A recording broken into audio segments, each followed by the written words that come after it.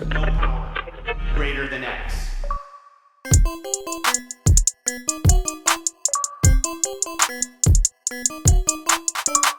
What's up everybody, Ryan Turford, the man on the moose here.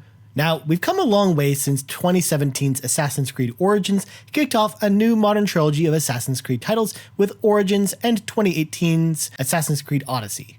This trilogy of titles comes to a head with Assassin's Creed Valhalla, and it certainly does not disappoint, at least so far. In Valhalla, you play as Eivor, who, after their parents are murdered during a Viking raid, is seeking revenge for their deaths. Upon getting their revenge with their brother Sigurd, the two decide to leave their home of Fornburg after hearing about the unification of Norway under the banner of King Harald. They sail to England to create a new kingdom of their own. During my approximately 25-hour playtime of the game, I've barely scratched the surface of the story, but I can say that it's actually pretty interesting so far. The voice acting is also top-notch, and I'm really enjoying the direction that the story is going in so far. I will say though, similar to Assassin's Creed Odyssey, I always start going to story areas, but I always find myself off the beaten path wanting to explore all of the world that Valhalla has to offer. Between numerous treasure pickups, resources for upgrading my settlement and equipment, or the game's many side quests, the exploration has taken center stage and I'm loving every minute of it. Returning from Odyssey is the ability to have a male or female version of Eivor. However, you're also given a third option called Let the Animus Decide. With this mode turned on, which is turned on by default by the way, the game will have you switch between male and female Eivor during different parts of the story depending on the context. It's an interesting addition to the game that can be toggled on or off at any time using the Animus menu in-game, and I'm actually really glad that Ubisoft actually included the ability to choose both mid-game in case you decide to change your mind, or the ability to just have the game decide for you. I thought that was pretty cool just in case you didn't want to make a decision or you wanted to see both sides of the story. You can also outfit Eivor with a bunch of different tattoos and hairstyle and really customize your character's look. It's nothing compared to a character creator from another RPG, but you're able to change your look and make Eivor your very own, and it's a nice touch. You can also hide your equipment as well, any of your equipment as well, so you actually can choose what equipment you decide to show and what you don't. One of the areas that changed the most from Odyssey is its combat.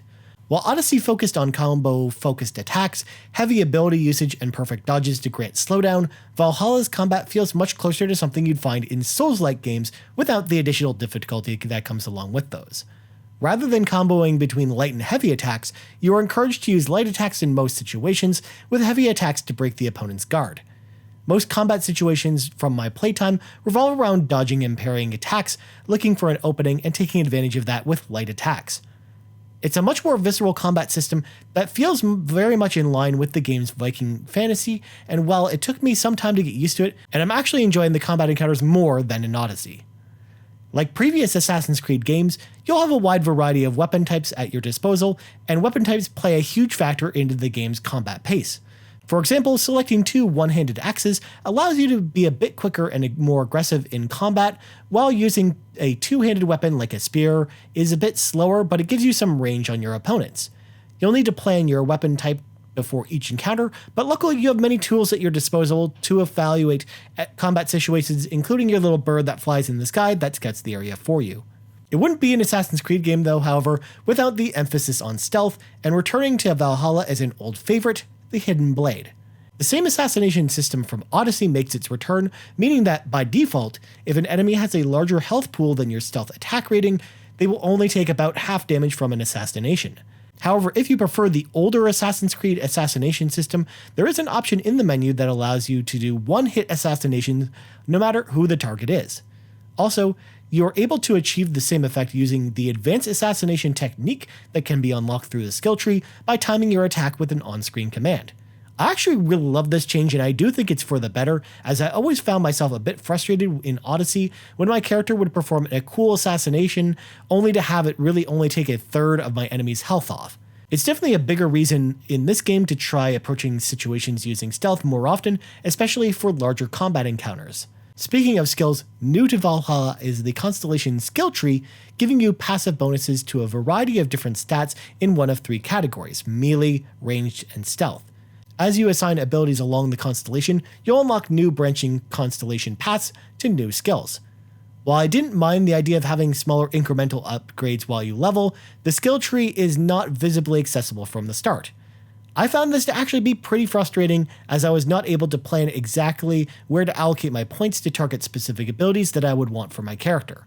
I would love being able to see the full upgrades tree ahead of time so I can plan out where to put my points in the game for my character. However, the game does give you the option to respec at any time outside of combat. The skill tree, though, only provides passive buffs, while obtaining the usable abilities, the ones that are on cooldown, will require some exploration, as you'll need to find ability tomes throughout the world to unlock the 20 abilities available to you. With much of the game's enormous map connected by riverways and in line with the Viking theme, sailing with your longboat along the river and attacking an enemy encampment is a big part of Valhalla in the form of a new feature called raids.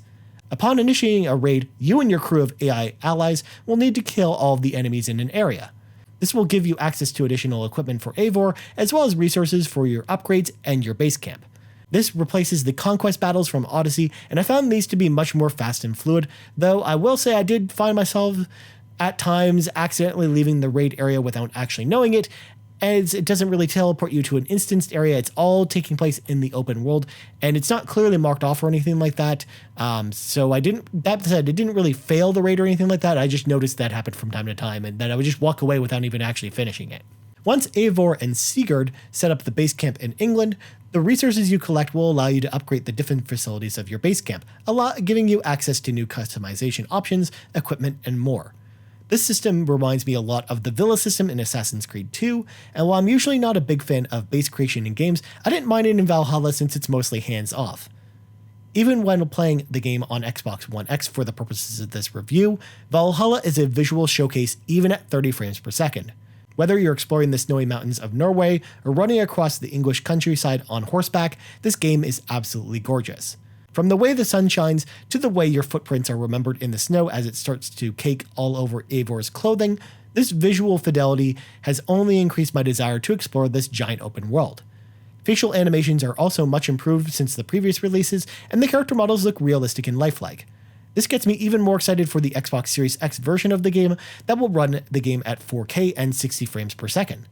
Overall, based on my short time with Assassin's Creed Valhalla, it's a fantastic experience that I've had a hard time putting down ever since I got my hands on it, and I like it a lot.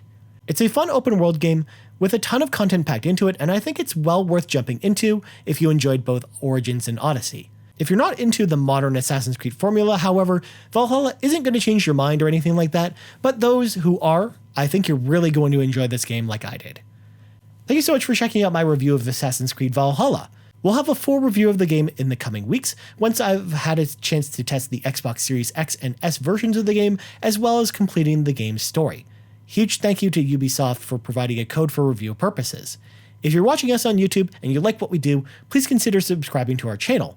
We're giving away 1 year of Game Pass Ultimate to one lucky subscriber once we hit 500 subscribers.